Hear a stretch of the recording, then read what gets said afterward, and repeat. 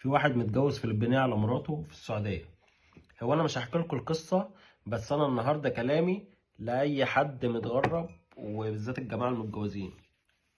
اول حاجة حسبي الله ونعم الوكيل في اي واحد يظلم زوجته وهو معاه اولاد. بص، هتقول لي اصل انا اتجوزت والشرع حلل لي 4 والكلام ده كله. هقول لك انت كلامك صحيح، الشرع فعلا حلل لك 4، بس ربنا حرم عليك الظلم وحرمه على نفسه. حرم عليك ان انت مش تظلم مراتك ولا تظلم ابنك، ده حرم عليك ان انت تظلم واحد يهودي.